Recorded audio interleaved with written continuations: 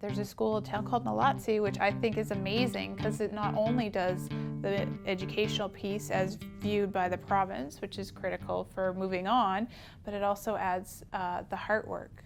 Hi, my name is Logan Williams. I am 18 and I'm going on to my 4th year at Nalaatsi. My name is Nicholas Brown-Gilbrook. I am from the Comox First Nation. I'm Alex, and this is my first year at Nalaatsi. We look at our student population and we determine what's the best way for these young people to learn. What's the most important things for these young people to learn? And how can we meet them where they are at currently and build on their strengths?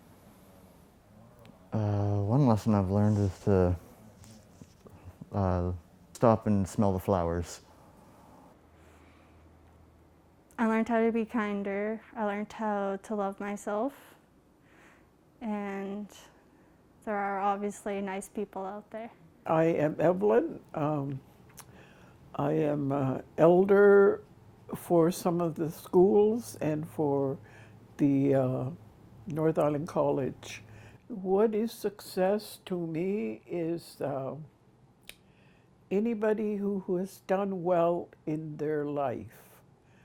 It isn't necessarily the Western way of education.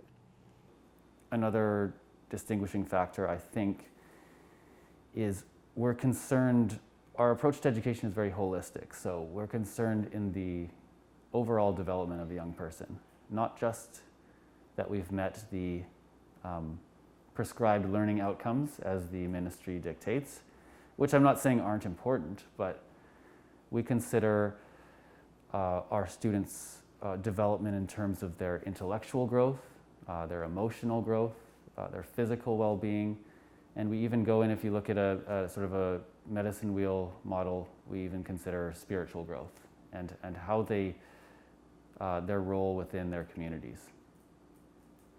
My story, growing up, I've been to many schools. I didn't really fit in. I got bullied a lot. And I never found a school where I fit in. I already said that, but until I came here. My story, basically, beginning of around grade 8, I went to Highland for a little bit.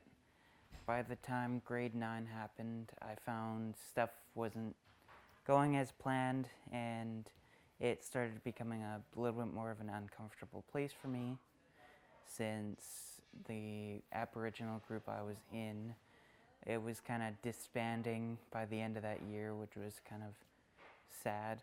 But no, then Josie Andrew, who was my education worker, she introduced me to this place, and I decided to come here. They like to focus on to make sure every student is kind of feels welcome and comfortable here.